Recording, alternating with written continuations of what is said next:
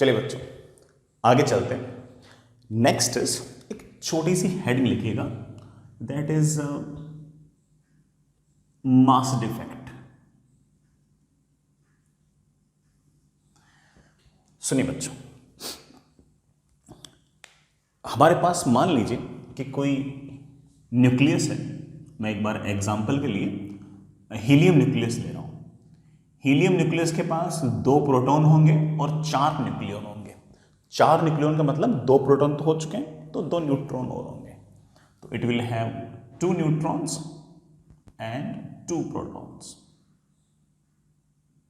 ये आपका helium nucleus है। ये ऑफ कोर्स किन से बना होगा? ये बना होगा जैसे मैंने बताया 2 न्यूट्रॉन से और 2 प्रोटॉन से। नाउ होता क्या है कि ये जो न्यूक्लियॉन्स के इंडिविजुअल मासेस जो हैं, अगर आप उनको ऐड करोगे तो ये मासेस जो हैं ये इस हीलियम न्यूक्लियस के मास से ज्यादा आएंगे।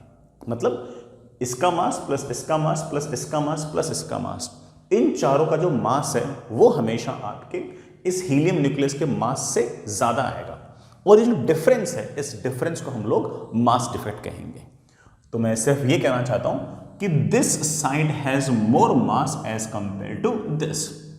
न्यूक्लियस के मुकाबले न्यूक्लियॉन्स के इंडिविजुअल मासेस को अगर मैं ऐड करूंगा तो न्यूक्लियॉन्स का जो इंडिविजुअल मासेस का जो सम है वो हल्का सा ज्यादा होगा, और जितना ज्यादा होगा वही आपका मास डिफेक्ट है। जैसे इस केस में अगर मैं आपसे कहूं कि मास डिफेक्ट क्या है, मास डिफेक्ट को मैं डेल्टा एम से रिप्रेजेंट कर रहा हूं। मास डिफेक्ट विल बी इनका mass 2 times mass of neutron plus 2 times mass of proton minus nucleus का mass minus mass of helium nucleus. ये जो स्मॉल एम लिखा है इसका मतलब मैं न्यूक्लियस का मास लिख रहा हूं। किसका मास लिख रहा हूं? न्यूक्लियस का। और ये है आपका मास डिफेक्ट। सिंपली समझ में आ गया? This is mass defect. अक्सर सवालों के अंदर बेटा न्यूक्लियस का मास नहीं दे रखा होता। अगर न्यूक्लियस का मास, प्रोटॉन का मास, न्यूट्रॉन का मास दे रखो तो वैल्यूज रखो, बड़े आराम से आपका मास डिफेक्ट आ जाएगा। ठीक है, लेकिन अक्सर सवालों के अंदर न्यूक्लियस का मास नहीं दे रखा होता, बल्कि न्यूक्लियस का एटॉमिक मास दे रखा होता है। सर एटॉमिक मास में और न्यूक्लियस के मास में अंतर होगा क्या? बिल्कुल होगा। आखिर हीलियम के पास है क्या? हीलियम का न्यूक्लियस है और उसके चारों तरफ घूमने वाले 2 इलेक्ट्रॉन हैं। तो हीलियम न्यूक्लियस का अगर मास निकालना हो तो हीलियम के एटम में से दोनों इलेक्ट्रॉन के मास को माइनस कर दो, तो जो बचा हुआ मास वो किसका हो गया? वो हो गया हमारे हीलियम न्यूक्लियस का मास। तो हो सकता है कि कभी कभी आपको सवाल के अंदर हीलियम न्यूक्लियस का मास ना दे रखा हो, लेकिन हीलियम का एटॉमिक मास दे रखा हो। तो हीलियम का जो एटम है उसके मास में से 2 इलेक्ट्रॉन्स के मास को माइनस कर दो तो आपके न्यूक्लियस का मास भी आ जाएगा। स्मॉल एम किसके लिए लिखा मैंने? हीलियम के न्यूक्लियस के मास के लिए। कैपिटल एम किसके लिए लिखा मैंने? हीलियम के एटम के मास के लिए। 99% सवालों के अंदर एटम का मास दे रखा होगा, तो एटम के मास में से 2 इलेक्ट्रॉन्स के मास को माइनस कर दोगे तो आपके न्यूक्लियस का मास आ जाएगा। और अगर सवाल में न्यूक्लियस का ही मास दे रखा है तो चिंता करने की जरूरत ही नहीं है, यहाँ पर सीधा का सीधा न्यूक्लियस का मास लिख देना। मैं फिर से बोल रहा हूँ, स्मॉल एम एच ई लिखा है, ये मतलब this is mass of nucleus atom, और कैपिटल एम लिख दिया मैंने, इसका मतलब मैं लिख रहा हूं मास ऑफ, स्मॉल एम लिखा है, इसका मतलब mass of helium nucleus. Capital M लिखा है मास ऑफ हीलियम एटम। ठीक है, इसी तरह से अगर आपको मास ऑफ न्यूट्रॉन दे रखा है, बड़ा मास ऑफ न्यूट्रॉन लिख देना। मास ऑफ प्रोटॉन लिखा हुआ है, थोड़ा मास ऑफ प्रोटॉन लिख देना। लेकिन अगेन बेटा अक्सर सवालों के अंदर प्रोटॉन का मास नहीं दे रखा होता और हाइड्रोजन एटम का मास दे रखा होता है। सर हाइड्रोजन एटम का मास दे रखा होगा तो मैं उससे प्रोटॉन का मास कैसे निकालूंगा? अरे निकाल लोगे यार, हाइड्रोजन एटम में और प्रोटॉन के मास में आखिर अंतर क्या है? जरा दिमाग लगाओ, जरा हल्का सा चिन्ना सा दिमाग लगाओ। तो आप कहोगे कि सर हाइड्रोजन एटम के अंदर बीचों बीच न्यूक्लियस होगा। अरे यार, हाइड्रोजन एटम में न्यूक्लियस में है ही क्या, एक प्रोटॉन ही तो है और उसके चारों तरफ घूमता हुआ एक इलेक्ट्रॉन होगा। तो हाइड्रोजन एटम के मास में से इलेक्ट्रॉन के मास को अगर माइनस कर दोगे तो प्रोटॉन का मास आ जाएगा। तो सवाल में अगर प्रोटॉन का मास दे रखा है तो प्रोटॉन का मास यूज कर लेना। अगर प्रोटॉन का मास नहीं दे रखा तो जरूर हाइड्रोजन एटम का मास दे रखा होगा। तो जो भी हाइड्रोजन एटम का मास है उसमें से इलेक्ट्रॉन के मास को माइनस कर देना, तो आपके प्रोटॉन का मास आ जाएगा। आई hope you get the point, क्योंकि आप कहोगे सर मास डिफेक्ट में तो मास ऑफ प्रोटॉन है और सवाल में जो वैल्यूज दे रखी है उसमें प्रोटॉन का मास ही नहीं दे रखा, हाइड्रोजन एटम का मास दे रखा है। सर फिर कैसे करूं? तो हाइड्रोजन एटम में से इलेक्ट्रॉन के मास को माइनस कर देना, प्रोटॉन का मास बड़े आराम से आ ही जाएगा। ये अरे हाँ, यहां minus 2 times mass of electron और 2 टाइम्स मास ऑफ इलेक्ट्रॉन, बेटा ये दोनों कैंसिल हो जाएंगे और हमारे पास आ जाएगा 2 times mass of neutron plus 2 times mass of hydrogen atom minus mass of helium atom. बेटा एक कैपिटल एम जहां जहां लिख रहा हूं इसका मतलब मैं एटॉमिक मास लिख रहा हूं, स्मॉल एम लिख रहा हूं इसका मतलब मैं न्यूक्लियस का मास लिख रहा हूं। तो चाहे ये वाला फॉर्मूला यूज करो चाहे ये वाला फॉर्मूला यूज करो, दोनों में से कोई सा भी यूज कर सकते हो। सर दोनों में से कौन सा यूज करना है? जिसकी वैल्यूज दे रखी हो। अगर प्रोटॉन का मास और हीलियम के न्यूक्लियस का मास दे रखा हो तो यहां वैल्यूज रख दो। अगर प्रोटॉन का मास ना दे रखा हो और हाइड्रोजन एटम का मास दे रखा हो, हीलियम न्यूक्लियस का मास ना दे रखा हो और हीलियम के एटम का मास दे रखा हो, तो ये यूज कर लो और बड़े आराम से इस तरह से आप लोग मास डिफेक्ट निकाल सकते हैं। I hope you get the point. So ये है हमारा तरीका मास डिफेक्ट निकालने का। तो चलिए बेटा, इस बात पे हम वापस से आएंगे। हमने जस्ट एक एग्जांपल लेके सारा का सारा काम किया। पहले मैं एक छोटी सी डेफिनेशन लिख रहा हूं। Mass defect is difference of mass between masses of nucleons and mass of nucleus। Nucleus का जो मास है वो हमारे न्यूक्लियॉन्स का जो कलेक्टिव मास है उससे हल्का सा कम आएगा और जो डिफरेंस है उसको हम बेटा क्या बोलेंगे? Mass defect. ठीक है, जैसे मान लीजिए आपके पास एक न्यूक्लियस है ऐसे, and we know it very well कि ये जो न्यूक्लियस है किन से बना है? आप बोलो सर Z तो प्रोटॉन से बना है, Z टाइम्स प्रोटॉन। बेटा प्रोटॉन को हम लोग कैसे लिखते हैं? 1p1 लिखते हैं ना, plus A minus Z neutron, A minus Z times neutron. Neutron को हम बेटा ऐसे लिखते हैं। ये जो न्यूक्लियस है ये Z तो प्रोटॉन से और A माइनस Z न्यूट्रॉन से बना है। अच्छी बात है। अगेन हम जानते हैं कि राइट हैंड साइड का मास हल्का सा ज्यादा है और जो मास ज्यादा है ऑफ कोर्स वही हमारा मास डिफेक्ट है। तो मैं कहूंगा कि अगर इस सवाल के अंदर कोई मुझसे पूछ ले कि मास डिफेक्ट क्या है, वेरी इजी। Z प्रोटॉन्स हैं तो Z times mass of proton, A minus Z neutron है तो A minus Z times mass of neutron. ये तो हमारे न्यूक्लियॉन्स का मास हो गया। इसमें से हमारे इस X न्यूक्लियस के मास को माइनस कर दो तो minus mass of X nucleus. बेटा स्मॉल m लिखा है, इसका मतलब मैंने न्यूक्लियस का मास लिखा है। इसकी वैल्यू इसकी वैल्यू इसकी वैल्यू दे रखी हो, सिर्फ वैल्यूज पुट करो, बड़े आराम से मास डिफेक्ट आ जाएगा, बड़े आराम से मास डिफेक्ट आ जाएगा। लेकिन मेरे बच्चे बोलेंगे सर अक्सर सवालों में, चाहे अपनी शीट हो, चाहे HCV हो, चाहे JEE मेन और एडवांस के सवाल हो, सर न्यूक्लियस के मास अक्सर दे नहीं रखे होते हैं, सर अक्सर एटम के मास दे रखे होते हैं। अच्छा, एटम के मास से मैं न्यूक्लियस का मास कैसे निकालूंगा? तो उसके लिए मेरे पास एक प्लान है। जैसे ये जो आपका X न्यूक्लियस है, इसके एटम का मास दे रखा है और न्यूक्लियस का मास निकालना, तो एक काम करो, इसके एटॉमिक मास में से जितने इलेक्ट्रॉन्स हैं उनके मास को माइनस कर दो। जो मास बचा होगा वो किसका बचा होगा? न्यूक्लियस का। तो आप कह सकते हो कि atomic mass of X minus कितने इलेक्ट्रॉन होंगे इसके पास, जो एटम होगा उसके पास कितने इलेक्ट्रॉन्स होंगे? आप बोलो सर न्यूट्रल एटम होगा तो जितने प्रोटॉन्स होंगे उतने इलेक्ट्रॉन्स होंगे, minus Z times mass of electron. Nucleus का मास दे रखा है तो यहां रख देना, लेकिन न्यूक्लियस का मास ना दे रखा हो तो एटम के मास में से इलेक्ट्रॉन्स कितने हैं Z, उनके मास को माइनस कर दो तो जो बचा हो किसका मास आ गया, न्यूक्लियस का। इसी तरह से इधर भी, इधर तो कोई चिंता है ही नहीं, इधर तो कोई चिंता है ही नहीं, जो मेरे पास न्यूट्रॉन्स हैं उनका मास हमेशा सवाल में दे रखा होगा, प्रोटॉन का मास दे रखा है तो रख देना सवाल के अंदर। लेकिन बच्चे बोलेंगे सर अक्सर सवाल के अंदर प्रोटॉन का मास ना देकर हाइड्रोजन एटम का मास दे रखा होता है। सर हाइड्रोजन एटम का मास दे रखा हो तो क्या करूं, बेटा सिखा रखा है, हाइड्रोजन एटम का अगर मास दे रखा है तो एक काम करो, हाइड्रोजन एटम के मास में से एक इलेक्ट्रॉन के मास को माइनस कर दो, जो मास बचा वो किसका, प्रोटॉन का। Z times mass of electron और ये Z times mass of electron बेटा क्या हो जाएंगे, कैंसिल, और हमारे पास Z times mass of hydrogen plus A minus Z times mass of neutron minus mass of X atom, ये हमारे पास आ गया mass defect. I really hope बेटा तुम लोग इस बात को समझ गए होंगे और खास तौर से इस फर्क को समझ गए होंगे कि एक्चुअल मास डिफेक्ट के अंदर तो प्रोटॉन, न्यूट्रॉन और न्यूक्लियस का मास था, लेकिन जितने भी सवाल आईआईटी पूछती है, जेईई मेन पूछता है, उन एचसीवी के अंदर पूछ रखे, अपनी शीट में पूछ रखे, उनके अंदर अक्सर प्रोटॉन का मास ना दे रखकर हाइड्रोजन एटम का मास दे रखा होता है और न्यूक्लियस का मास ना देकर एटम का मास दे रखा होता है। तो उस केस में मुझे इलेक्ट्रॉन्स के मास को माइनस करके कैलकुलेशन करनी पड़ेगी। हाँ, मोर और लेस आपकी जो इक्वेशन है वो वैसे की वैसे ही बन रही है बाय गॉड्स ग्रेस। ठीक है, I hope you get the point. आगे चलते हैं, आगे चलते हैं।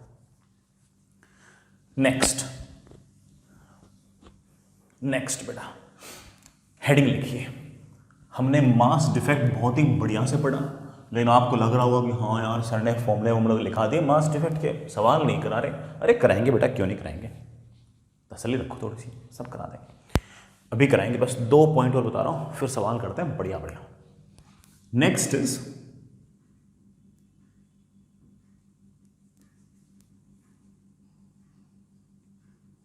Binding energy. बेटा बाइंडिंग एनर्जी को ऐसे बीई भी लिख सकते हो। ये बाइंडिंग एनर्जी शब्द आप तीसरी बार सुन रहे हो। आपने ग्रेविटेशन में ये सुना था कि यार सोलर सिस्टम के अंदर मान लीजिए बेटा बीच में कोई सन है और चारों तरफ कोई प्लेनेट या कोई कॉमेट अगर लगातार घूम रहा है, तो उस कॉमेट को या प्लेनेट को कम से कम कितनी एनर्जी दूं कि बेटा वो एनर्जी लेकर इस ग्रेविटेशनल पुल को तोड़कर बाहर निकल जाए। That minimum energy required was known as binding energy. I hope you remember that. हम लोगों ने यही वाली बात बोर्स मॉडल के अंदर ही पढ़ी थी। बीचों बीच न्यूक्लियस, उसके चारों तरफ मटर गश्ती करता हुआ इलेक्ट्रॉन, उस इलेक्ट्रॉन को कम से कम कितनी एनर्जी दूं कि इस न्यूक्लियस के अट्रैक्टिव फोर्स को तोड़ के बाहर भाग जाए। That minimum energy required is known as binding energy. I hope you do remember that. ठीक है, तो मुझे यहां पर भी एक बाइंडिंग एनर्जी डिफाइन करनी है न्यूक्लियस की। This is binding energy of nucleus. Of course पढ़ी वही रहे तो वही होगा। बड़ा मान लीजिए कि आपके पास कोई न्यूक्लियस, और मैं एक बार के लिए एग्जाम्पल के लिए हीलियम का न्यूक्लियस ले रहा हूं, in which we know that कि there will be 2 protons and 2 neutrons. ये सारे के सारे एक दूसरे को इस तरह से अट्रैक्ट करके बैठे हैं, एक दूसरे पर इस तरह से अट्रैक्टिव फोर्स लगाकर बैठे हैं, एक दूसरे को अपनी तरफ खींच रहे हैं। किस फोर्स के कारण खींच रहे हैं? न्यूक्लियर फोर्स के कारण खींच रहे हैं। न्यूक्लियर फोर्स के कारण खींच रहे हैं। ऑफ कोर्स अगर मुझे इन सबको तोड़कर एक दूसरे से दूर भेजना है तो मुझे इस पूरे के पूरे सिस्टम को कोई ना कोई एनर्जी देनी पड़ेगी। मैं इस पूरे के पूरे सिस्टम को कम से कम कितनी एनर्जी दूं कि इन एट्रैक्टिव फोर्सेस को तोड़कर सारे के सारे जो न्यूक्लियॉन्स हैं वो एक दूसरे से दूर हो जाए। That minimum energy required is known as our binding energy. तो कम से कम कितनी एनर्जी दूं कि ये सारे के सारे प्रोटॉन्स और न्यूट्रॉन्स जो हैं वो एक दूसरे से दूर हो जाएं, एक दूसरे से दूर हो जाएं। और अब सारा न्यूक्लियस टूट गया है, तो न्यूक्लियस को तोड़ने के लिए कम से कम कितनी एनर्जी रिक्वायर्ड होगी? न्यूक्लियॉन्स को कम से कम कितनी एनर्जी दूं कि सारे के सारे जो न्यूक्लियॉन्स हैं वो अट्रैक्टिव न्यूक्लियर फोर्स को तोड़कर बाहर आ जाए और न्यूक्लियस को तोड़ दें। That minimum energy required is known as our binding energy. तो आप एक लाइन लिख सकते बेटा, binding energy is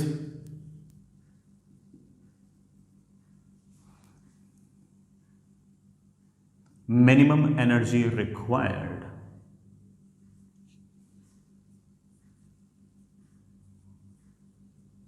to break a nucleus against its attractive forces into constituent nucleons. Nucleus को तोड़कर कंस्टिट्यूएंट न्यूक्लियंस के अंदर कन्वर्ट कर देना है into constituent nucleons is known as binding energy of nucleus. यही बेटा हमारे न्यूक्लियस की बाइंडिंग एनर्जी, यही बेटा हमारे न्यूक्लियस की बाइंडिंग है। I hope you get the point. किसी न्यूक्लियस को कम से कम कितनी एनर्जी दूं कि उनके न्यूक्लियर फोर्स को तोड़कर न्यूक्लियंस एक दूसरे से दूर चले जाएं और न्यूक्लियस टूट जाए। This minimum energy required is known as our binding energy. Simple simple, ठीक है बेटा। इसका उल्टा भी सही है, इसका उल्टा भी सही है। कंस्टिट्यूएंट न्यूक्लियंस, बेटा ये जो न्यूक्लियंस हैं, ये जो न्यूक्लियंस हैं,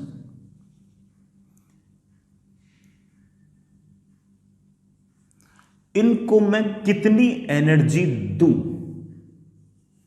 इन न्यूक्लियंस को, मैंने उल्टा बोल दिया, इन न्यूक्लियंस को अगर मैं पास लेकर आऊं, अगर मैं पास लेकर आऊं और अगर न्यूक्लियस बनाऊं, अगर मैं न्यूक्लियस बनाऊं तो साथ ही साथ कुछ एनर्जी लिबरेट होगी, साथ ही साथ बेटा कुछ एनर्जी लिबरेट होगी। This energy liberated will be known as our binding energy. मैं फिर से रिपीट करता हूं, न्यूक्लियस को कम से कम कितनी एनर्जी दूं कि ये सारे के सारे अट्रैक्टिव फोर्स को तोड़कर एक दूसरे से दूर हो जाए। That minimum energy required is known as our binding energy. इसका उल्टा भी सही है। इन न्यूक्लियंस को अगर मैं नजदीक लाता हूं तो इस सिस्टम में से कुछ ना कुछ एनर्जी लिबरेट होती है and that energy liberated will be equal to our binding energy, is known as binding energy. आप हल्का फुल्का सोच रहे होंगे सर ये जो रिएक्शन है जो इधर से इधर जा रही है, it is something like endothermic reaction जिसमें एनर्जी कंज्यूम हो रही है, and it is something like exothermic reaction जिसके अंदर सिस्टम में से एनर्जी लिबरेट हो रही है। ये एनर्जी कंज्यूम कर रही है, एनर्जी लिबरेट हो रही है। सो आप दोनों तरीके से सोच सकते हैं इस बात को। न्यूक्लियस को कम से कम कितनी एनर्जी दे कि वो कंस्टिट्यूएंट न्यूक्लियंस में टूट जाए। कंस्टिट्यूएंट न्यूक्लियंस को जब मैं न्यूक्लियस बनाऊंगा तो कुछ ना कुछ एनर्जी लिबरेट होगी। That liberated energy is known as our binding energy. जैसे सोचना चाहो बड़ा वैसे सोच सकते हो। I hope you get the point. एक लाइन बेटा और लिखिए, if we make a nucleus from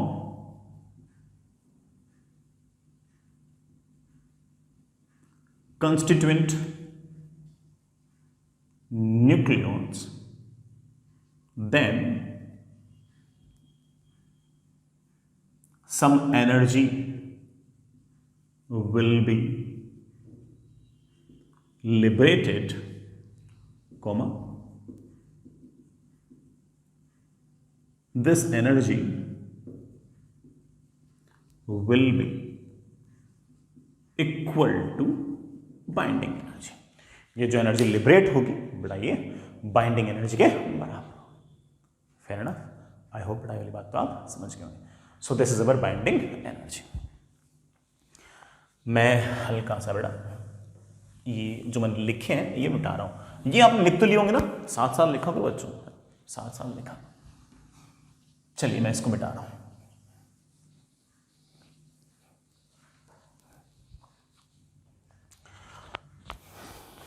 अब देखो इन दोनों इक्वेशंस को अगर मैं देखूं, इस पूरी इक्वेशन को अगर मैं देखूं तो मुझे ऐसा लग रहा है कि राइट हैंड साइड के अंदर एनर्जी ज्यादा है। मतलब इस रिएक्शन में लेफ्ट देखो और राइट देखो तो मुझे ऐसा लग रहा है कि राइट साइड में एनर्जी ज्यादा है। समझदार बच्चा बोलेगा कि सर राइट साइड में एनर्जी ज्यादा है, और आपने हमें सिखा रखा है कि लेफ्ट साइड में मास ज्यादा है। मास कैसे ज्यादा है? यहां पर भी तो 2 प्रोटॉन और 2 न्यूट्रॉन है, यहां पर भी तो प्रोटॉन और 2 न्यूट्रॉन है। आप बोलोगे सर आपने सिखा रखा है हमें कि एक न्यूक्लियस के अंदर अगर 2 प्रोटॉन और 2 न्यूट्रॉन मिलकर अगर हीलियम न्यूक्लियस बना रहे हैं तो इसका जो मास है वो कंस्टिट्यूएंट 2 प्रोटॉन और 2 न्यूट्रॉन के मास से कम होंगे, और जो डिफरेंस होगा वही हमारा क्या था? मास डिफेक्ट होगा, वही हमारा मास डिफेक्ट होगा। आई hope you get the point. बढ़िया से बात समझ में आ गई होगी। लेफ्ट हैंड साइड में मास ज्यादा है और राइट साइड में एनर्जी ज्यादा है।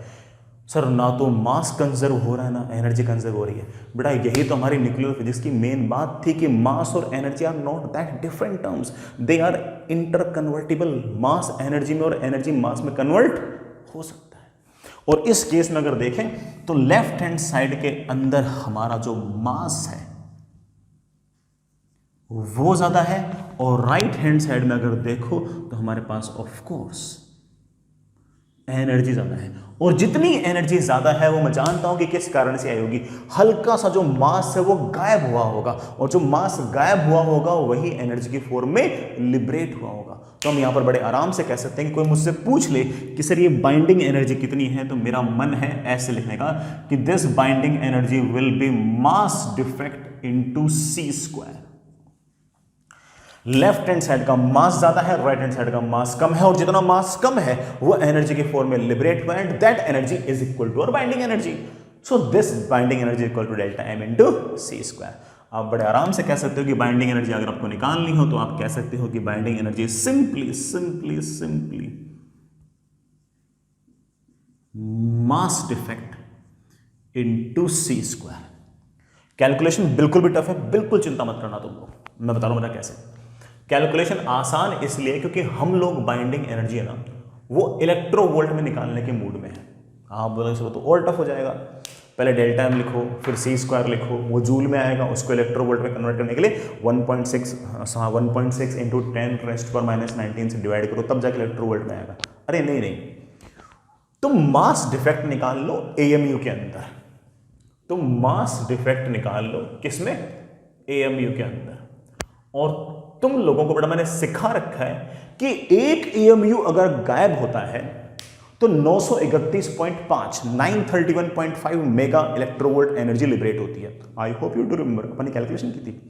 अगर एक एएमयू गायब होने पर 931.5 मेगा इलेक्ट्रोवोल्ट एनर्जी लिबरेट होती है, तो डेल्टा एम एएमयू गायब होने पर कितनी एनर्जी निकलेगी? तो आप कहोगे sir delta M into 931.5 mega electrovolt. आप सीधा बेटा ऐसे बाइंडिंग एनर्जी निकाल सकते हो। ये 931.5 मेगा इलेक्ट्रोवोल्ट जो मैंने लिखा है मस्ट नहीं है कि आप इसी को यूज करें। अगर मान लीजिए बेटा आपके सवाल के अंदर 930 मेगा इलेक्ट्रोवोल्ट लिखा है तो 930 यूज करना, 900 मेगा इलेक्ट्रोवोल्ट लिखा है तो 900 यूज करना, जो वैल्यू दे रखी हो वो यूज करनी है। हम लोग 931.5 मेगा इलेक्ट्रोवोल्ट यूज करेंगे क्योंकि यही वैल्यू ज्यादा एक्यूरेट है। ठीक है, हमने निकाली थी। लेकिन चाहे जेईई मेन का एग्जाम हो, चाहे आईआईटी एडवांस का एग्जाम हो, चाहे बेटा इवन अपनी स्टैंडर्ड बुक्स हो, चाहे किसी भी कोचिंग का मटेरियल हो, आपने देखा होगा वहां पर कई बार कैलकुलेशन आसान करने के लिए इसे 930 लिखा रहता है, इवन कई जगह तो 900 भी लिखा रहता है। तो जो दे रखा होगा अपन तो वही यूज कर लेंगे। हाँ, अपन क्लास के अंदर अपनी क्लास के अंदर 931.5 यूज करेंगे क्योंकि अपने सर है ना वो तो कैलकुलेटर यूज करते हैं, इसलिए वो तो है ना कैलकुलेट कर सकते हैं। बाकी बेटा आपकी इच्छा। This is our binding energy.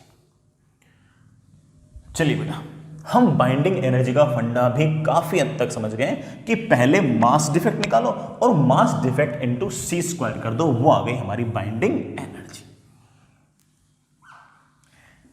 चलिए बेटा,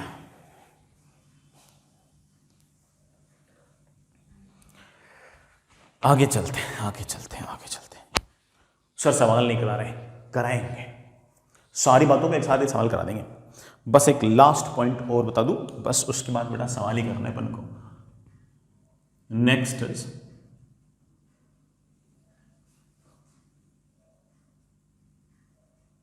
स्टेबिलिटी ऑफ न्यूक्लियस। कोई न्यूक्लियस कितना ज्यादा स्टेबल है, इस बात को डिस्कस करते हैं। बेटा मान लीजिए कि आपके पास कोई न्यूक्लियस है, उसके पास खूब सारे प्रोटॉन्स न्यूट्रॉन्स ऐसे पड़े बेटा, ऐसे पड़े खूब सारे। मुझे ये चेक करना है कि कितना ज्यादा स्टेबल है कितना ज्यादा अनस्टेबल है। तो मेरे दिमाग में एक प्लान है कि इसमें से किसी एक न्यूक्लियॉन को बाहर निकाल दो। उस न्यूक्लियॉन को बाहर निकालना जितना मुश्किल होगा, हमारा ये न्यूक्लियस उतना ही ज्यादा स्टेबल होगा। सही तो कहा मैंने? मैं रिपीट करूं इस बात को। ये मेरा एक न्यूक्लियस है, इसके एक न्यूक्लियॉन को बाहर निकालने के लिए जितना जोर लगाना पड़ेगा आपको, जितनी एनर्जी आपको देनी पड़ेगी, ऑफ कोर्स हमारा सिस्टम उतना ज्यादा स्टेबल है, वो नहीं चाहता कि वो टूटे, और तोड़ने के लिए आपको एनर्जी देनी पड़ेगी। Fair enough? पूरे सिस्टम को तोड़ने के लिए मुझे एनर्जी देनी पड़ती है बाइंडिंग एनर्जी के बराबर। मान लीजिए कि इसके पास ए नंबर ऑफ न्यूक्लियॉन्स हैं, A is our mass number. हर पार्टिकल को दूर फेंकने के लिए एनर्जी चाहिए, बाइंडिंग एनर्जी। तो एक अकेले न्यूक्लियॉन को बाहर निकालने के लिए कितनी एनर्जी चाहिए? डिवाइड बाई ए। सब न्यूक्लियॉन्स को बाहर निकालने के लिए एनर्जी चाहिए, बाइंडिंग एनर्जी। तो एक न्यूक्लियॉन को बाहर निकालने के लिए कितनी एनर्जी चाहिए? बाइंडिंग एनर्जी डिवाइड बाई कितने न्यूक्लियॉन से डिवाइड कर दो। सो जितनी ज्यादा ये एनर्जी होगी, जितना ज्यादा ये binding energy per number of nucleon होंगे, उतनी ही ज्यादा बेटा किसी पार्टिकल को आपको एनर्जी देनी पड़ेगी उसको बाहर निकालने के लिए, और जितनी ज्यादा एनर्जी देनी पड़ेगी उसको बाहर निकालने के लिए हमारा न्यूक्लियस उतना ही ज्यादा स्टेबल होगा। सो आप कह सकते हैं, मान सकते हैं कि स्टेबिलिटी जो है वो एक तरह से binding energy per number of nucleons के डायरेक्टली प्रोपोर्शनल है। You could easily state that कि stability is directly proportional to binding energy per number of nucleons.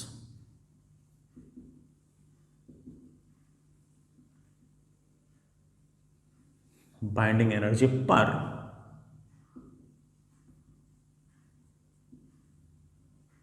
number of nucleons. बहुत ही अच्छा पॉइंट है बेटा, याद रखें। कौन सा न्यूक्लियस ज्यादा स्टेबल होगा? जिसकी binding energy per number of nucleon ज्यादा होगी वो ज्यादा स्टेबल होगा। कौन सा न्यूक्लियस कम स्टेबल होगा? जिसकी binding energy per number of nucleon कम होगा वो कम स्टेबल होगा। सिंपल, इसमें कोई रॉकेट साइंस नहीं बेटा, ठीक है।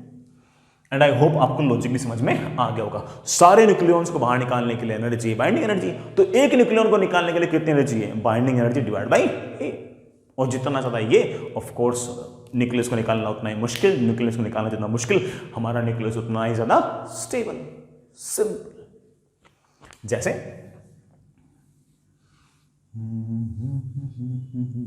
हाँ बेटा, मेरे पास 3 न्यूक्लियस हैं, let's say A B C. ये इनकी बाइंडिंग एनर्जी, ये नंबर ऑफ न्यूक्लियॉन्स। इसकी बाइंडिंग एनर्जी है 100, ये हाइपोथेटिकल वैल्यूज है, ठीक है। बाइंडिंग एनर्जी है 100 mega electronvolt, number of nucleons हैं इसके पास 10, इसकी बाइंडिंग एनर्जी बेटा 60, नंबर ऑफ न्यूक्लियॉन्स है 5, इसकी बाइंडिंग एनर्जी है बेटा 80, नंबर ऑफ न्यूक्लियॉन्स है 10।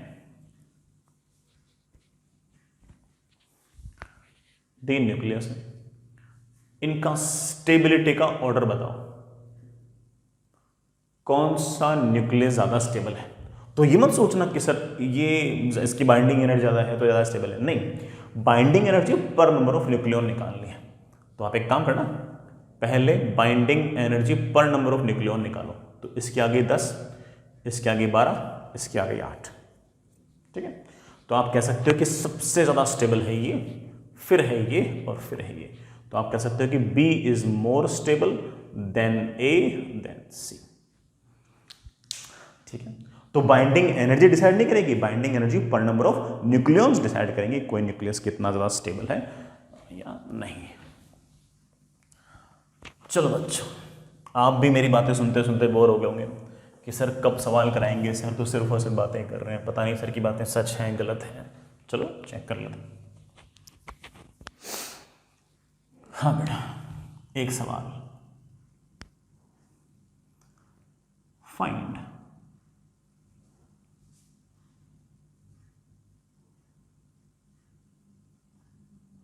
मास डिफेक्ट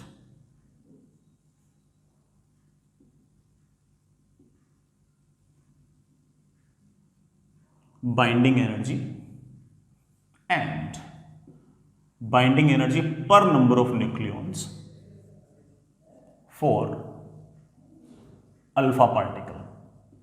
बेटा अल्फा पार्टिकल मैंने इंग्लिश में बोल दिया, हिंदी में इसका अर्थ हो गया हीलियम न्यूक्लियस। ठीक है, अब तो समझ गए। हीलियम न्यूक्लियस का मास डिफेक्ट, बाइंडिंग एनर्जी और binding energy per number of nucleons निकालने हैं आपको, और आपको सवाल के अंदर दे रखा है atomic mass of helium. Nucleus का मास नहीं दे रखा है, एटम का मास दे रखा है 4.002600। इसी तरह से एटॉमिक मास ऑफ हाइड्रोजन दे रखा है बेटा आपको 1.007826। इसी तरह से, अरे ये एएमयू में है, केजी नहीं है। मास ऑफ न्यूट्रॉन दे रखा है 1.008665 एएम। ठीक है बेटा, ये काम है, तीनों काम है, जल्दी जल्दी से कर दो फटाफट, और कोशिश करो कि है ना बिना कैलकुलेटर ही करो। तुम जानते हो कि सर तो कैलकुलेटर से करेंगे, लेकिन बेटा तुम तो बिना कैलकुलेटर ही करो। ठीक है, वीडियो पॉज कर सकते हो, जब हो जाए तब बड़ा वीडियो ऑन कर लेना, तब तक मैं करता हूं। मास डिफेक्ट निकालना है हीलियम का। सोचते हैं बेटा, helium nucleus is 2He4। We know that कि इसके पास 2 तो प्रोटॉन होंगे और 2 न्यूट्रॉन होंगे। ठीक है, हम जानते हैं कि इनका मास ज्यादा है, इसका मास कम है। इनका मास जितना ज्यादा है वही हमारा मास डिफेक्ट है। तो mass defect will be 2 times mass of proton plus 2 times mass of neutron minus mass of helium nucleus. लेकिन हम फंस गए। फंस कैसे गए? सिर्फ सवाल के अंदर मास ऑफ न्यूट्रॉन दे रखा है बस, ना तो हीलियम के न्यूक्लियस का मास दिया हुआ है, ना ही प्रोटॉन का मास दिया हुआ है। हाँ, हीलियम के एटम का जरूर मास दिया हुआ है और हाइड्रोजन एटम का जरूर मास दिया है, लेकिन न्यूक्लियस के मास नहीं दिए हुए। तो सर इग्नोर कर दें, बराबर मान लें? नहीं, ऐसा इग्नोर तो नहीं करेंगे, क्योंकि अगर इग्नोर कर देंगे तो कैसे पार पड़ेगी, है ना। वैसे ही मास डिफेक्ट बहुत छोटी छोटी वैल्यू आ रही है, इलेक्ट्रॉन का मास बेटा छोटी सी वैल्यू है, हो सकता है कि कैलकुलेशन में गड़बड़ हो जाए, तो ढंग से करते हैं अपन लोग। तो मैं कह रहा हूं कि मास ऑफ प्रोटॉन का बड़े आराम से कह सकते हो कि हाइड्रोजन एटम में से एक इलेक्ट्रॉन के मास को माइनस कर दो, क्योंकि हाइड्रोजन एटम में प्रोटॉन के अलावा एक इलेक्ट्रॉन ही तो है। उस इलेक्ट्रॉन के अगर उस इलेक्ट्रॉन के मास को माइनस कर दोगे तो सिर्फ और सिर्फ प्रोटॉन तो बचेगा। Plus 2 times mass of electron minus mass of helium nucleus. Helium nucleus का मास कैसे निकालोगे? जो भी आपका हीलियम का एटम है, जो भी एटम है, उस एटम में से, भाई हीलियम का जो एक्चुअल एटम होता है जिसका मास में दे रखा है, उस एटम के पास 2 प्रोटॉन होते हैं और 2 ही इलेक्ट्रॉन लगातार घूमते रहते हैं। तो उसमें से उन 2 इलेक्ट्रॉन्स की मास को माइनस कर दो, तो जो बचेगा वो आपके हीलियम न्यूक्लियस का मास होगा। तो आप कहोगे सर इसमें से मैं 2 इलेक्ट्रॉन्स के मास को माइनस कर देता हूं, ये 2 टाइम्स मास ऑफ इलेक्ट्रॉन बेटा कैंसिल हो गया। और जैसा हम लोगों ने थ्योरी में देखा था, आई होप तुम लोगों को याद भी आ गया होगा, जैसा हम लोगों ने थ्योरी में देखा था, मोर और लेस बेटा वैसा ही फॉर्मूला आ गया। जहां पर प्रोटॉन का मास लिखा हुआ था वहां पर हाइड्रोजन एटम का मास आ गया, और जहां पर हीलियम न्यूक्लियस का मास लिखा हुआ था वहां पर हीलियम एटम का मास आ गया। परफेक्ट बैठ गया, परफेक्ट। सिर्फ वैल्यूज पर टकनी बेटा। 2 टाइम्स बेटा हाइड्रोजन का 1.007826 प्लस 2 टाइम्स 1.008665 माइनस 4.002600।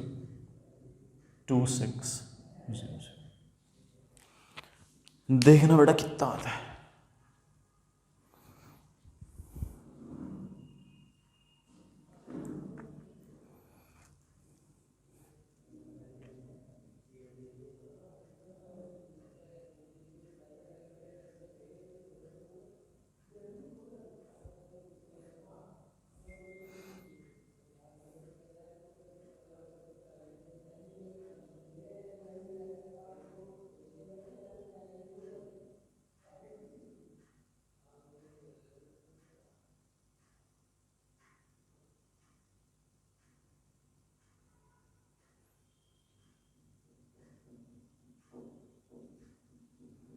बड़ा मुझे टाइम लगे, मैंने गलती से माइनस कर दिया। 2 इंटू 1.007826 इस तरह से जोड़ ही लेता प्लस।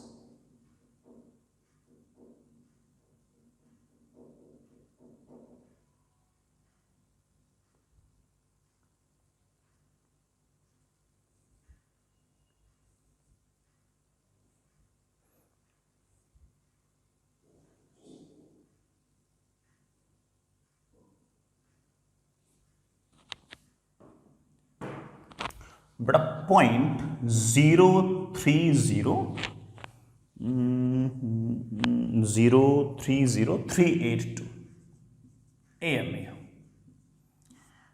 ये बड़ा आपके डेल्टा एम का आंसर आ गया होगा। ठीक है, दूसरा सवाल मुझसे पूछा बाइंडिंग एनर्जी कितनी होगी। बाइंडिंग एनर्जी और तुम अर्थ जानते हो ना कि इस हीलियम न्यूक्लियस को मैं कम से कम कितनी एनर्जी दूं कि ये अपने कंस्टिट्यूएंट न्यूक्लियॉन्स में टूट जाए। हम निकालना जानते हैं कि binding energy is simply delta M into c square. वैसे परफेक्ट तरीका तो होता है कि डेल्टा एम को केजी में लिखो, सी स्क्वायर में बटा सी को 3 इंटू 10⁸ लिखो तो आंसर जूल में आता। लेकिन हम आंसर निकालना चाहते हैं इलेक्ट्रोवोल्ट में, तो सीधा मुद्दा करो कि डेल्टा एम मतलब मास डिफेक्ट, एएमयू में लिख दो 0.30382 मल्टीप्लाइड बाय एक एएमयू के गायब होने पर 931.5 मेगा इलेक्ट्रोवोल्ट एनर्जी लिबरेट होती है। तो इतने मास के गायब होने पर कितनी एनर्जी लिबरेट होगी, तो मल्टीप्लाइड विथ 931.5 मेगा इलेक्ट्रोवोल्ट। तो इसको मल्टीप्लाइड विथ 931.5 बड़ा 28.300 28.300 मेगा इलेक्ट्रोवोल्ट। या परफेक्ट सेंस बन रहा है। लास्ट सवाल बड़ा मुझसे पूछा binding energy per number of nucleon, तो 28.300 को हम ए से डिवाइड कर सकते हैं। Number of nucleons, what is the number of nucleons, आपको सर 4 न्यूक्लियॉन है, तो बड़ा कितना आ गया,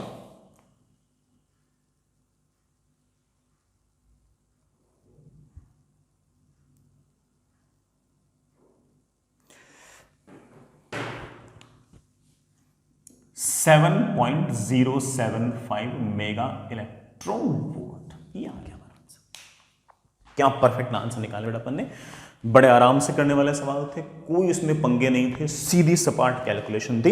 and I hope you get the point कि कैसे कैसे सारा का सारा काम करते हैं। ठीक है, आगे चलते हैं। अगला सवाल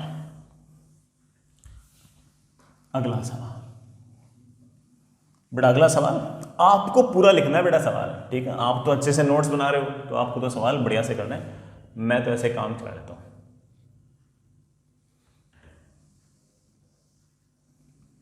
सवाल है find mass defect, binding energy and binding energy per number of nucleon for 26 Fe56 nucleus. बड़ा एक आयरन का न्यूक्लियस है, इसके लिए सारे के सारे काम फिर से करने हैं। और मुझे है ना एटॉमिक मास ऑफ 26 Fe56 दे रखा है और वो मुझे दे रखा है 55.934938 AM। फिर से सवाल रिपीट है, आराम से इत्मीनान से करें। 26 Fe56 का मास डिफेक्ट निकालो, बाइंडिंग एनर्जी निकालो और binding energy per number of nucleon निकालो और कोशिश करो कि तुम लोग कैलकुलेटर यूज ना करो, है ना। वीडियो पॉज करना चाहो पॉज कर लो, टेक योर टाइम, मैं तो कर ही रहा हूं बेटा। चलिए बच्चों, 26 Fe56 ये आयरन का बेटा सबसे ज्यादा मिलने वाला आइसोटोप है। It is made up of 26 protons, तो 26 टाइम्स 1p1 प्लस बेटा 56 में से 26 गया 30 बचा ना, और तो बाकी 30 आपके न्यूट्रॉन आ गए। मास डिफेक्ट का बेसिक अर्थ आप लोग जानते हैं, आप कहोगे कि सर 26 प्रोटॉन और 30 न्यूट्रॉन का मास अगर मैं कलेक्टिवली लिखूंगा तो उनका जो मास है वो आयरन के न्यूक्लियस के मास से हल्का सा ज्यादा आएगा, और जितना ज्यादा आएगा वही तो हमारा मास डिफेक्ट है। आप कह सकते हो कि sir mass defect is 26 times mass of proton plus 30 times mass of neutron minus mass of iron nucleus. काश मुझे सवाल के अंदर प्रोटॉन का मास दे रखा होता, काश मुझे आयरन न्यूक्लियस का मास भी दे रखा होता, मजा आता, सिर्फ वैल्यूज रखनी होती, सटाक से मेरा आंसर आया था। लेकिन बेटा सवाल के अंदर प्रोटॉन का मास नहीं दे रखा, हाइड्रोजन एटम का मास दे रखा है। लेकिन मेरे बच्चे समझदार हैं कि सर हाइड्रोजन एटम में और प्रोटॉन में एक इलेक्ट्रॉन का तो अंतर है, तो जो भी आपको हाइड्रोजन एटम का मास दे रखा है उसमें से आप इलेक्ट्रॉन के मास को माइनस कर दो तो आपके प्रोटॉन का मास आ जाएगा। तो मैंने कहा ठीक है बेटा, चलो 26 times mass of hydrogen atom, बेटा कैपिटल एम लिखा है मतलब हाइड्रोजन के एटम का मास लिख रहा हूं, उसके पास एक इलेक्ट्रॉन होता है, उसके मास को माइनस कर दो तो प्रोटॉन का मास आ जाएगा। न्यूट्रॉन की चिंता करने की जरूरत नहीं है, उसका मास तो दे रखा है। हीलियम के न्यूक्लियस का मास नहीं दे रखा, लेकिन हीलियम का एटॉमिक मास दे रखा है। तो एक काम करो, सॉरी हीलियम नहीं बेटा आयरन का एटॉमिक मास दे रखा है, तो आयरन के एटम में से आयरन के पास जितने इलेक्ट्रॉन होते होंगे उनके मास माइनस कर दो। सर आयरन के पास कितने इलेक्ट्रॉन होते होंगे? अरे यार आयरन के पास 26 प्रोटॉन है तो उसके पास 26 इलेक्ट्रॉन होते होंगे, उन 26 इलेक्ट्रॉन्स के मास को माइनस कर दो तो -26 टाइम्स मास ऑफ इलेक्ट्रॉन।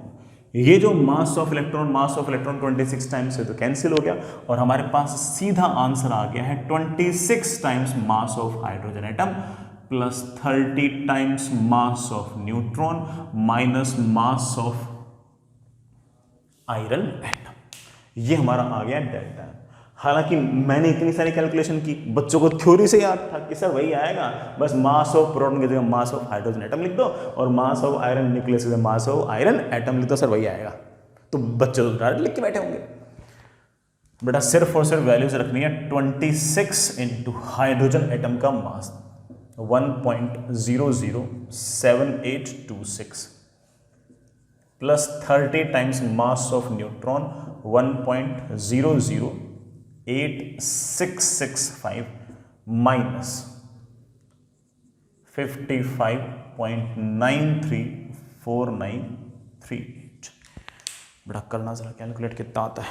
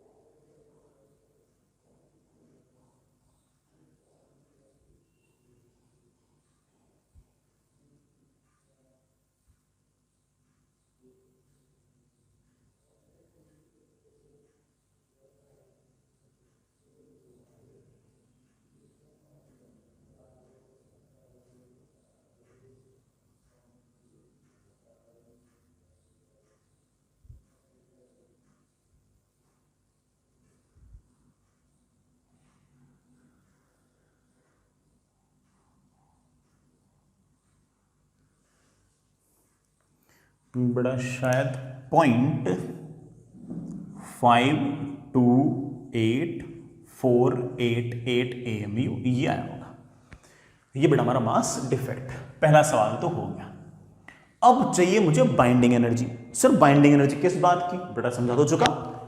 इस पूरी रिएक्शन में इधर मास ज्यादा है तो इधर एनर्जी ज्यादा होगी, मतलब आपको एनर्जी देनी पड़ेगी तब ये इन कंस्टिट्यूएंट्स में टूट पाएगा, और जितनी एनर्जी आप दोगे that energy is known as our binding energy. And we know that कि binding energy will be delta M into c square, जैसे हमने बेटर तरीके से कैसे याद कर रखा है कि 0.52848 AMU में लिख लिया multiplied with 931.5 mega electro volt.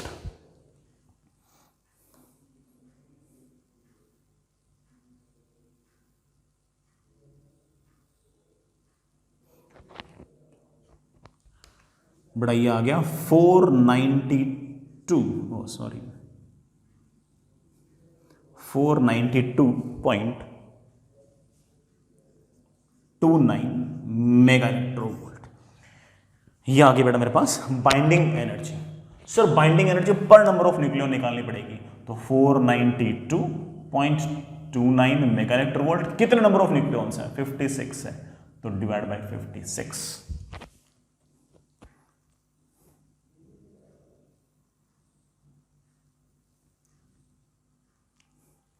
ये बेटा 8.79 मेगा इलेक्ट्रोवोल्ट के आसपास आ जाएगी। आयरन की binding energy per number of nucleon जो है वो मेरे पास वो 8.79 के आसपास आ जाएगी। चलिए बच्चों, अच्छी बात। मास डिफेक्ट, बाइंडिंग एनर्जी और binding energy per number of nucleons आप निकालना सीख चुके हो, बहुत ही आसान सा काम था। आगे चलते हैं, एक छोटा सा सवाल और। हालांकि सवालों के अंदर मेरे पास ऐसे कोई लिखने लायक नई बात तो नहीं है, बट एक छोटी सी बात बतानी है। सुनिए बेटा, आपको सवाल बच्चों वापस से लिखना पड़ेगा, मैं तो इन वैल्यूज से ही काम चला लूंगा।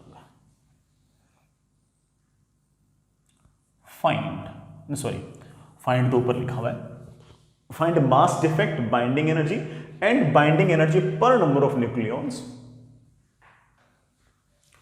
For carbon nucleus. Carbon nucleus के लिए यह सारा का सारा काम करो।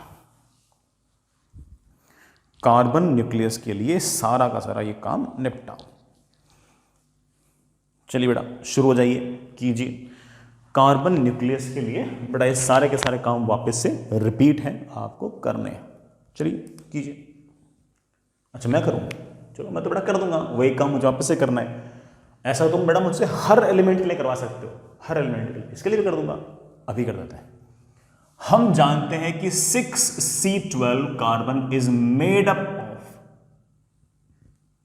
6 प्रोटॉन्स एंड 6 न्यूट्रॉन्स। हम जानते हैं कि इनका मास ज्यादा है, इसका मास कम है, भले डिफरेंस थोड़ा सा डिफरेंस है, और वो जो छोटा सा डिफरेंस है that is our delta N. 6 times mass of proton plus 6 times mass of neutron minus mass of carbon nucleus. I know that कि mass of proton is not given in the problem, mass of hydrogen atom is given. So you will say that it can be written as 6 times mass of hydrogen atom minus mass of electron. Mass of neutron is given, so no tension. Carbon का nucleus का मास लिखना है। Nucleus का मास कैसे निकलेगा? Atom का मास अगर पता हो, उसमें से 6 प्रोटॉन तो 6 इलेक्ट्रॉन होते होंगे उसके पास।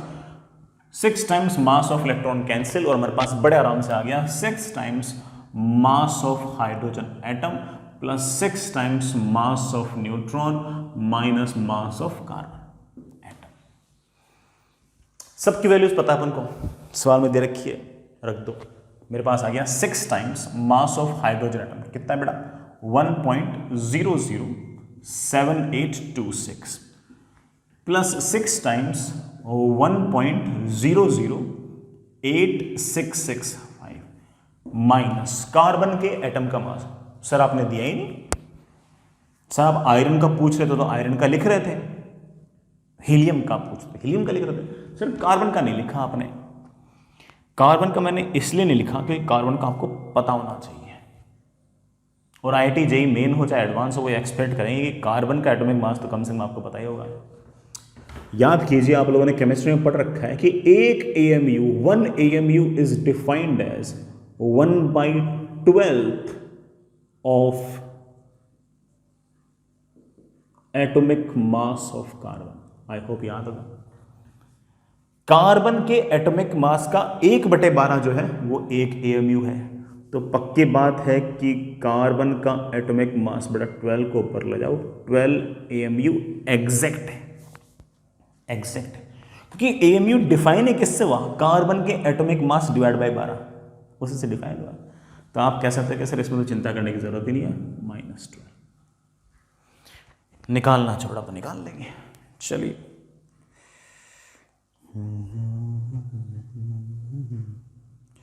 सिक्स इंटू 1.007826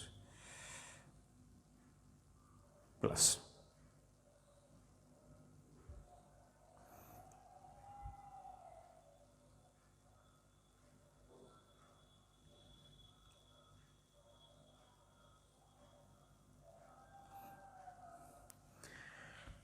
बड़ा ये आ गया होगा 0.098946 AMU। अगला सवाल, बाइंडिंग एनर्जी क्या होगी? बड़ा बाइंडिंग एनर्जी होगी दिस मल्टीप्लाइड बाई 931.5।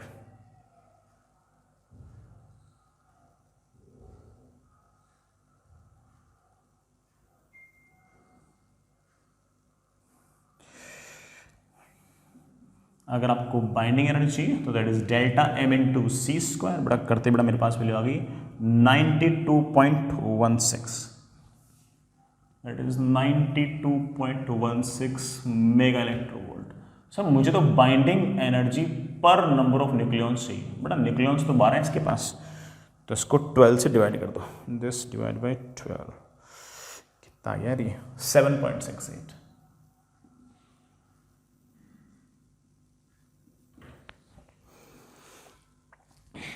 चलिए,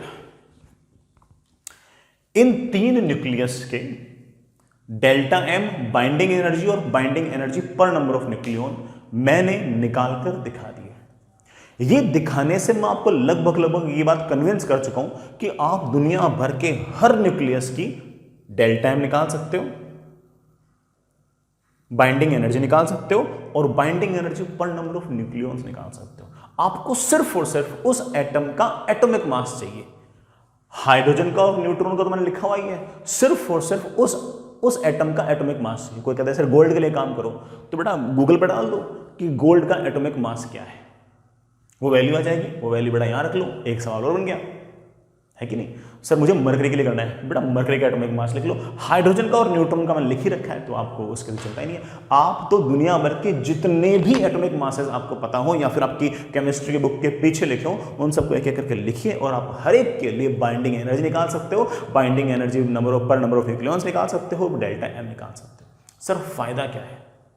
एक तो देखो फायदा यह है कि टाइम पास हो जाएगा, ठीक है। दूसरा फायदा यह है कि आप अगर सबकी binding energy per number of nucleon निकाल लेते हो, मान लो कि बड़ा आपके पास है ना इतना समय है कि आपने 50 न्यूक्लियस लिए और 50 न्यूक्लियस की डेल्टा एम निकाल ली, बाइंडिंग एनर्जी निकाल ली और binding energy per number of nucleon निकाल लिए, तो आपको एग्जैक्टली पता है कि वो जो 50 न्यूक्लियस है उनमें से कौन सा न्यूक्लियस ज्यादा स्टेबल है और कौन सा न्यूक्लियस कम स्टेबल है। क्योंकि जिसकी binding energy per number of nucleon ज्यादा होगी वो ज्यादा स्टेबल होगा, जिसकी binding energy per number of nucleon कम होगी वो कम स्टेबल होगा। तो ठीक है, इससे हम बड़े आराम से ये प्लॉट कर सकते हैं, ये बता सकते हैं, इस बात को ढंग से एनालाइज कर सकते हैं कि कौन सा न्यूक्लियस ज्यादा स्टेबल है और कौन सा न्यूक्लियस कम स्टेबल।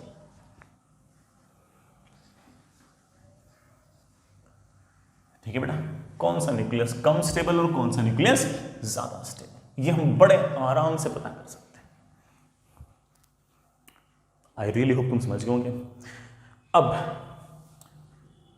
चलिए बेटा, हम लोग तो इतने खाली नहीं है कि हर एलिमेंट के लिए ऐसा कर सकें, लेकिन ऐसे बेटा बहुत सारे लोग रहे हैं जिन्होंने अलग अलग एलिमेंट्स के लिए डेल्टा एम निकाला, बाइंडिंग एनर्जी निकाली और binding energy per number of nucleon निकाले, और उन्होंने उन एलिमेंट्स के binding energy per number of nucleon को प्लॉट किया नंबर ऑफ न्यूक्लियॉन्स के साथ। कभी ये काम वो हीलियम के लिए करते, कभी कार्बन के लिए करते, कभी किसी और के लिए करते, कभी किसी और के लिए करते, कभी किसी और के लिए करते, कभी किसी और के लिए करते, कभी किसी और के लिए करते, कभी किसी और के लिए करते, और उनके पास रफली जो ग्राफ है वो ऐसा आया। मान लीजिए बेटा कार्बन के लिए ये वैल्यू, नाइट्रोजन के लिए ये वैल्यू, ऑक्सीजन के लिए ये वैल्यू, इस तरह का सा ग्राफ आया and graph was somewhat like this. मैं अगर सारे पॉइंट्स को अगर जोड़ूं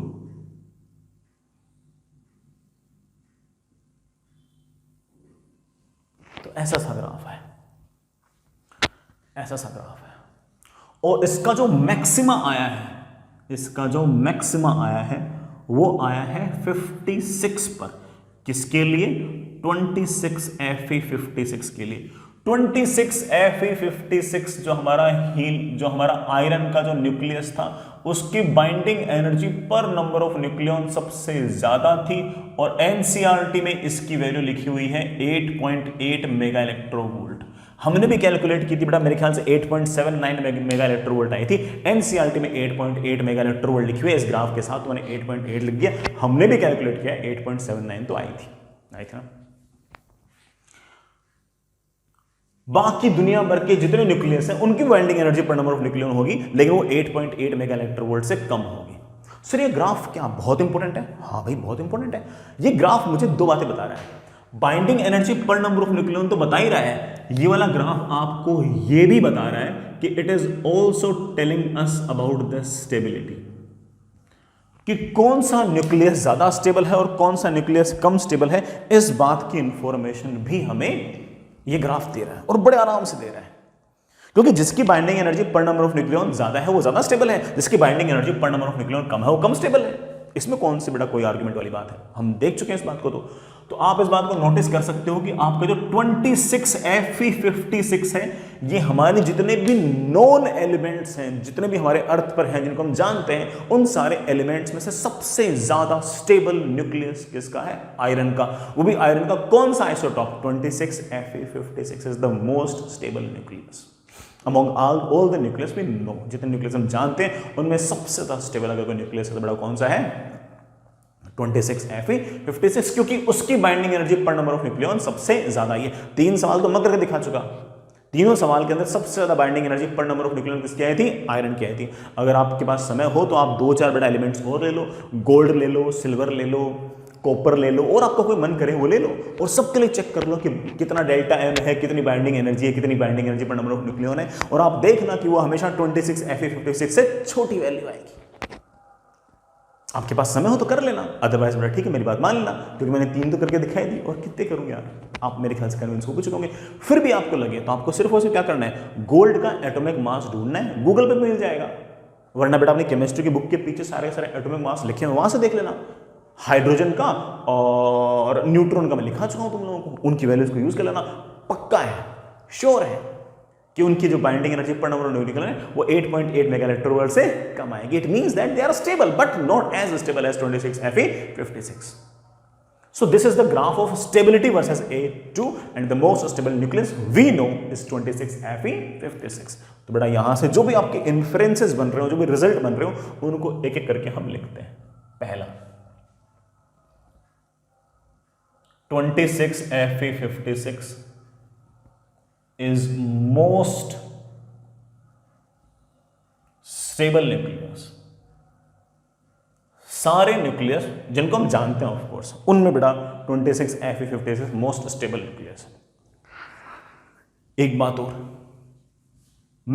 कह सकता हूं कि अगर ये स्टेबिलिटी का ग्राफ है तो मैं ऐसा कह सकता हूं कि जो मीडियम साइज के जो न्यूक्लियस हैं, जो ना बहुत छोटे हैं ना बहुत बड़े हैं, जो ना बहुत हल्के हैं जो ना बहुत भारी हैं, जिनका ए है एटॉमिक मास नंबर जो है, जिनका मीडियम रेंज में आता है, उनकी स्टेबिलिटी ज्यादा है, और जिनका एटॉमिक मास कम है या बहुत ज्यादा है वो थोड़े इतने स्टेबल नहीं है। तो आप कह सकते हो कि मीडियम रेंज वाले जो न्यूक्लियस हैं वो इन जनरल लाइटर वन से और हैवियर वन से ज्यादा स्टेबल हैं। तो अगला पॉइंट बेटा मेरे पास ये आया,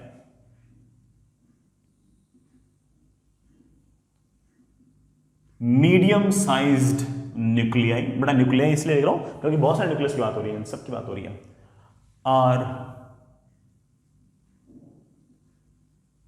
मोर स्टेबल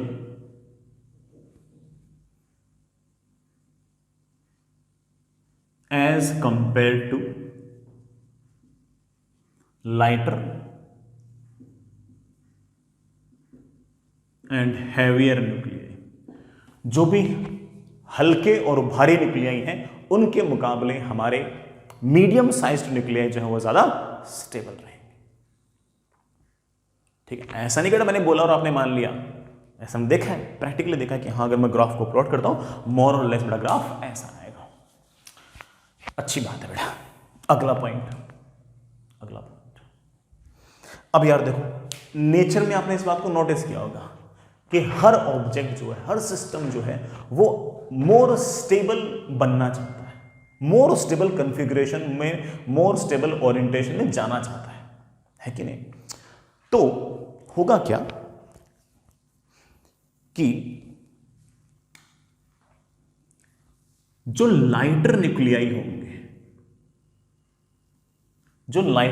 होंगे वो छोटे हैं, वो बड़ा बनना चाहेंगे, बड़े बनकर मीडियम साइज में आना चाहेंगे। बड़े बनकर मीडियम साइज में आने के लिए छोटे छोटे जो न्यूक्लियाई हैं वो फ्यूज होना चाहेंगे। क्या होना चाहेंगे? फ्यूज, जुड़ना चाहेंगे।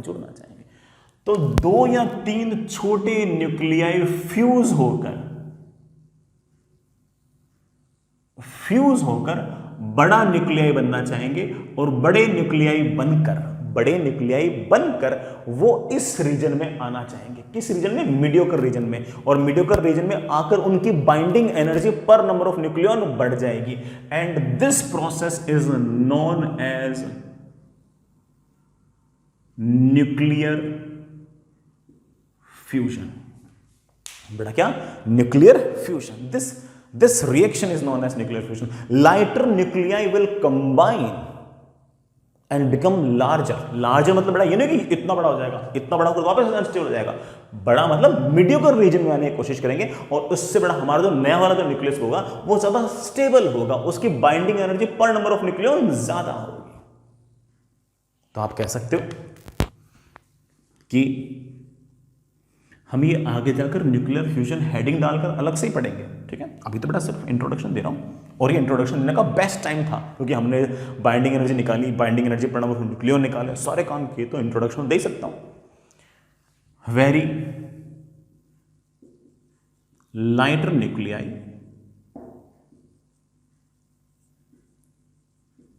may combine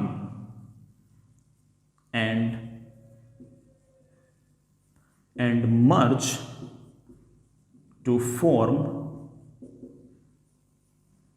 a bigger nucleus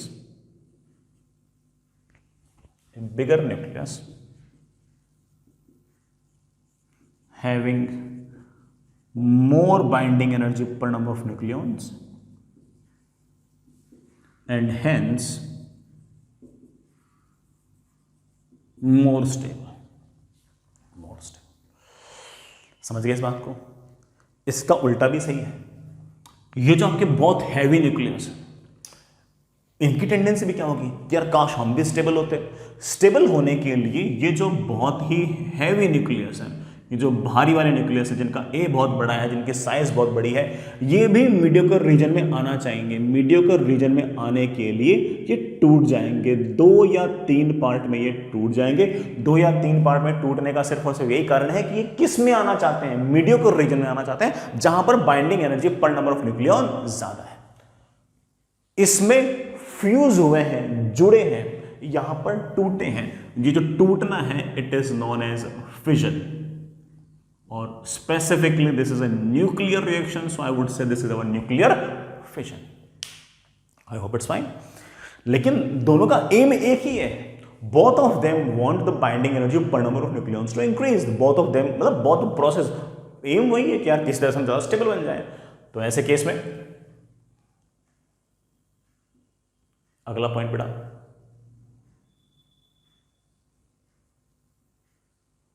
very heavy nucleus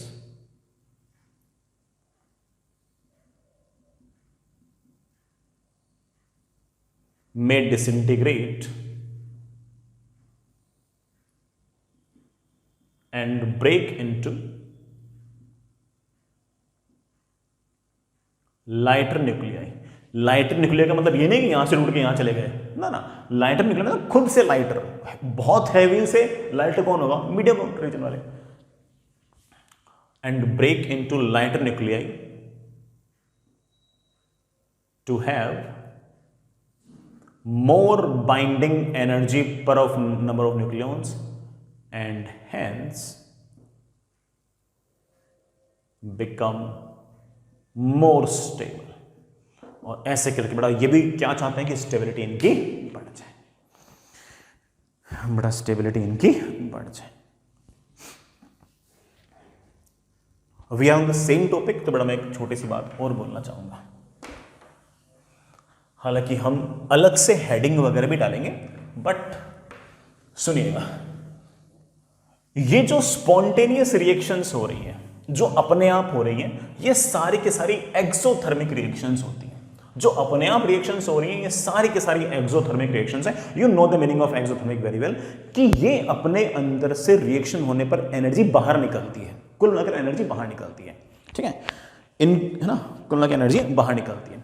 जैसे मैं फ्यूजन वाले की बात करूं, न्यूक्लियर फ्यूजन वाले की बात करूं, तो जिसमें x plus why was converting into z, ठीक है। मान लीजिए कि इसकी बाइंडिंग एनर्जी है B1, इसकी बाइंडिंग एनर्जी है B2 और इसकी बाइंडिंग एनर्जी है B3। ऑफ कोर्स B3 जो है वो B1 और B2 के सम से बड़ी है, तभी तो दोनों फ्यूज होकर बड़ा किस में कन्वर्ट होना चाह रहे हैं, Z में कन्वर्ट होना चाह रहे हैं, है कि नहीं। बाइंडिंग एनर्जी बड़ा बढ़ेगी तभी तो ऑफ कोर्स है ना रिएक्शन अपने आप होगी। लेकिन ऐसे केस के अंदर ये अपना एक्सोथर्मिक रिएक्शन है, इसलिए साथ ही साथ कुछ ना कुछ एनर्जी भी लिबरेट होगी। अगर ये रिएक्शन स्पॉन्टेनियस है तो एनर्जी लिबरेट होगी, और आप कह सकते हो कि जो एनर्जी लिबरेट हो रही है, बेटा मैं एक बार के लिए ई लिख लूं, विल बी, बेटा ये ज्यादा है तो आप कह सकते that is B3 minus B1 plus B2। इतनी एनर्जी बेटा आपकी लिबरेट होगी। बाइंडिंग एनर्जी टोटल बढ़ेगी, और जितनी बाइंडिंग एनर्जी बेटा बढ़ी है उतनी एनर्जी आपकी लिबरेट होगी। इसका उल्टा फिजन की बात करूं तो उसके अंदर बेटा तुम जानते हो कि let's say A is dissociating into let's say C plus D। बेटा मैं B तो जानबूझ के नहीं लिख रहा, क्योंकि बेटा B तो हम बाइंडिंग एनर्जी के लिए यूज कर रहे हैं, अपने आप टूट रहा है। इसकी बाइंडिंग एनर्जी है B1, इसकी बाइंडिंग एनर्जी है B2 और इसकी बाइंडिंग एनर्जी है B3। अगर अपने आप टूट रहे हैं तो ऑब्वियस बात है कि बाइंडिंग एनर्जी बड़ी होगी, तो पक्की बात है कि B2 और B3 का जो सम है वो B1 से बड़ा होगा, है कि नहीं। B2 और B3 का सम अगर बड़ा होगा तभी तो बड़ा टूटेगा। तो आप कह सकते हो कि ऐसे केस के अंदर भी अगर स्पॉन्टेनियस रिएक्शन है तो एक्सोथर्मिक होगी, और कुछ न कुछ एनर्जी इस केस में भी लिबरेट होगी। और मैं आपसे पूछूं कि बेटा कितनी एनर्जी लिबरेट होगी, तो आप कह सकते हो कि सर बाइंडिंग एनर्जी अगर अपने आप बड़ी है, और जितनी बाइंडिंग एनर्जी बड़ी है उतनी ही एनर्जी लिबरेट होगी। ये लीजिए बेटा, जितनी बाइंडिंग एनर्जी टोटल बड़ी है उतनी एनर्जी बेटा आपके सिस्टम में से लिबरेट होगी, किसी रेडिएशन के फॉर्म में, फोटॉन्स के फॉर्म में, और भी तरह तरह के फॉर्म्स आएंगे जिनको हम काइनेटिक एनर्जी के फॉर्म में देखेंगे हम धीरे धीरे आराम आराम से। लेकिन आप कह सकते हो कि किसी भी न्यूक्लियर रिएक्शन के अंदर जितनी बाइंडिंग एनर्जी चेंज होगी उतनी एनर्जी आपकी लिबरेट होती रहेगी। अगर रिएक्शन अपने आप हो रही है तो रिएक्शन अपने आप हो रही है तभी तो एनर्जी लिबरेट होगी। अगर आप रिएक्शन करा रहे हो तो आपने एनर्जी दी है, वो सारी सारी आपकी एंडोथर्मिक रिएक्शंस होंगी। एक्सोथर्मिक रिएक्शन स्पॉन्टेनियस है, वो अपने आप हो सकती है। तो ऐसे में आप कह सकते हो in these nuclear reactions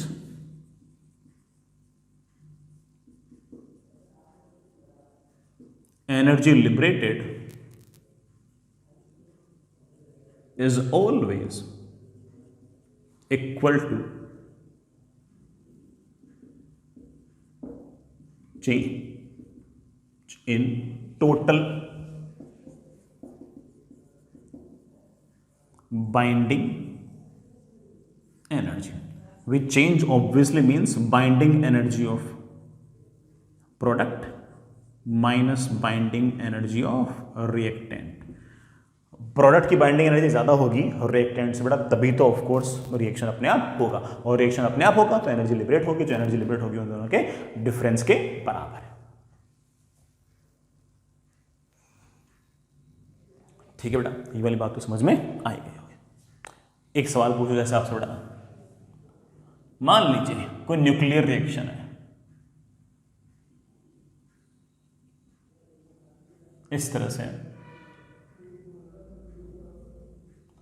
W plus x is converting into y plus Z. इसकी बाइंडिंग एनर्जी है B1, इसकी है B2, इसकी है B3 और इसकी बाइंडिंग एनर्जी है B4। ये बड़ा टोटल बाइंडिंग एनर्जीज हैं। Binding energy per number of nucleons नहीं है। अगर binding energy per number of nucleon होते ना तो हर बार न्यूक्लियॉन्स से आपको मल्टीप्लाई करके फिर बाइंडिंग एनर्जी निकालनी पड़ती। ये बाइंडिंग एनर्जीज हैं पूरी की पूरी। फाइंड एनर्जी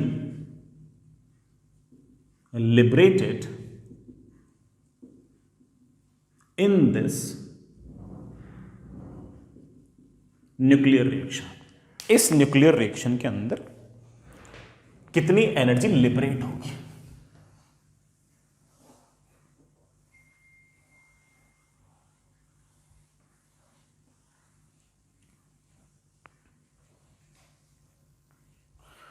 निकाल ली बेटा, सिंपल है।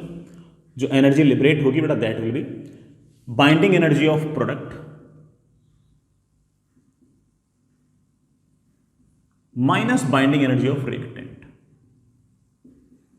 This will be the energy liberated. बेटा ये आपकी एनर्जी लिबरेटेड है। इतनी एनर्जी बेटा आपको लिबरेट करनी पड़ेगी। ठीक है बच्चों, चलिए बेटा आज के लिए एक बार इतना ही है ना। कल पढ़ते हैं। होमवर्क में मैं फिर से बोल दूं बेटा, अपनी जो मॉडर्न फिजिक्स की शीट है, मॉडर्न फिजिक्स 1 की जो शीट है उसे निपटाओ। मैं बेटा HCV के अंदर आपको 3 चैप्टर दे चुका हूँ है ना। फोटोइलेक्ट्रिक इफेक्ट, बोर्स मॉडल और एक्सरे, वो भी आप निपटा सकते हो। जब जब टाइम मिले तो कर सकते हो। बाकी इसमें जो भी होमवर्क आपको कल देते हैं।